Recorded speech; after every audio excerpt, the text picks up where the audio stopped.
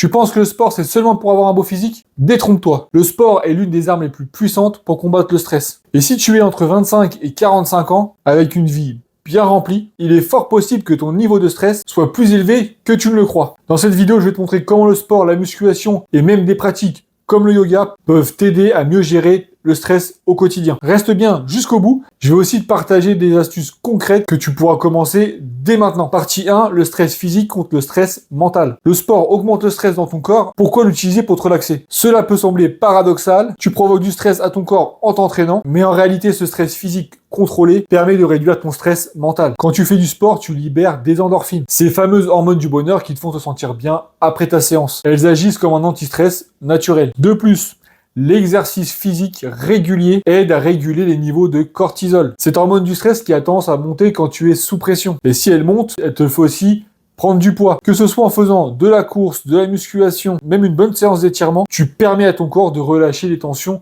accumulées. Le sport, c'est donc un bon moyen d'évacuer ce stress, mais de manière saine et productive. La musculation pour relâcher la pression. La musculation, ça sert à rien, juste à devenir plus musclé et plus fort. On pourrait croire que soulever de la fonte sert juste à se muscler, mais en réalité, la musculation est un remède contre le stress. Mais pourquoi alors? Parce que le fait de concentrer ton énergie sur des mouvements bien précis te permet de détourner ton attention des problèmes quotidiens. Quand tu t'entraînes, tu es entièrement dans le moment présent. Le fait de se focaliser sur ton mouvement agit comme une sorte de méditation active. Pendant ce temps, ton esprit est au calme, libéré des pensées anxiogènes. En plus, l'augmentation de ta force et de ta masse musculaire ne te rend pas seulement physiquement plus solide, mais aussi mentalement beaucoup plus résistant. En te fixant des objectifs d'entraînement, tu développes aussi ta confiance en toi et ta capacité à surmonter les défis, même ceux liés au stress. Le cardio, un boost pour l'esprit. Faire du cardio, c'est juste pour perdre du poids. On associe souvent le cardio avec la perte de poids. Mais ce que beaucoup ne réalisent pas, c'est que le cardio est un boost énorme pour le moral. Pendant une séance de course, de vélo,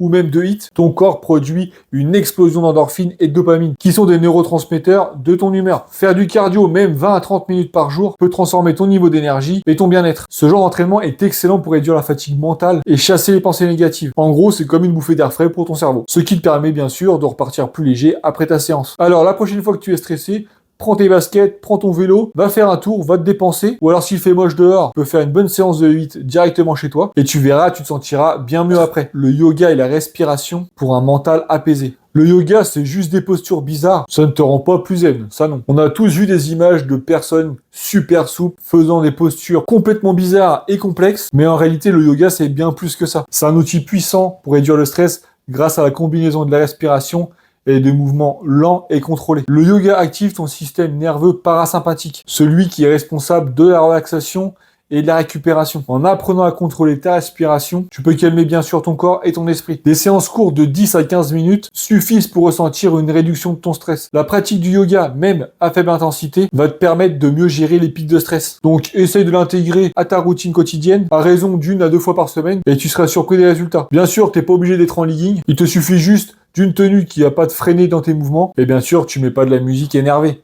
Tu mets une petite musique douce, tranquille, pour justement apaiser ton esprit. Après, je suis honnête avec toi, moi je pratique pas vraiment le yoga, mais je me fais des séances d'étirement. Dans le même principe où je suis dans un environnement calme, une petite musique douce mais tranquille, et je vais contrôler mes mouvements et ma respiration en même temps. Donc si tu veux, ça s'en rapproche un peu. Mais dans les deux cas, il faut que tu contrôles ta respiration, qui doit être lente, et tes mouvements qui doivent être aussi contrôlés. 5. L'importance de la régularité. Fais du sport une fois de temps en temps, ça te suffit largement pour gérer ton stress. Beaucoup trop de gens pensent qu'une séance par-ci par-là, ça va suffire pour gérer leur stress et en tirer les bénéfices. Mais le secret, c'est la régularité. C'est comme au travail. C'est pas en travaillant une journée par-ci par-là que tu vas penser pouvoir te sortir un salaire et les bénéfices. Et le sport, c'est pareil. Il faut que tu sois régulier pour en tirer tous les bénéfices. Le stress accumulé exige un résultat constant. Plus tu intègres des séances régulières dans ta semaine, plus tu crées une forme de résilience mentale. Que tu choisisses la musculation, le cardio, le yoga, le fait que tu pratiques régulièrement t'aidera à avoir un meilleur contrôle sur ton stress. Tu te sentiras plus équilibré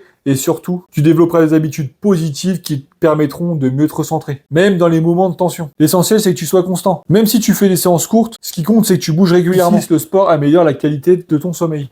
Faire du sport n'a rien à voir avec un meilleur sommeil. Détrompe-toi, le lien entre le sport et le sommeil est bien réel. Une bonne séance d'entraînement améliore ton sommeil. Et un bon sommeil aide à réduire ton stress. Quand tu t'entraînes, tu fatigues ton corps physiquement, ce qui va favoriser l'endormissement. De plus, le sport réduit les niveaux de cortisol et augmente la production de mélatonine, l'hormone du sommeil. Si tu te sens souvent stressé, fatigué, voire même irritable, c'est peut-être parce que tu ne dors pas suffisamment. Et un bon moyen d'améliorer ton sommeil, c'est d'intégrer des activités physiques régulièrement dans ta semaine. En dormant mieux, tu te réveilles donc beaucoup plus frais, plus reposé, donc mieux armé pour affronter le stress de ta journée. Le stress fait partie de la vie, mais tu peux prendre le contrôle grâce à une bonne routine sportive. Tu as à ta disposition des outils puissants pour mieux gérer la pression quotidienne. Alors dis-moi en commentaire quel type d'exercice te semble le plus utile pour réduire ton stress. Et si tu veux un programme personnalisé pour t'aider à intégrer le sport dans ta vie quotidienne, n'hésite pas bien sûr à me contacter. Ensemble, on va t'aider à éliminer ce stress et à retrouver un bien-être physique et mental. Et avant de me quitter, j'espère que tu es abonné. Alors, je te dis à bientôt dans une prochaine vidéo.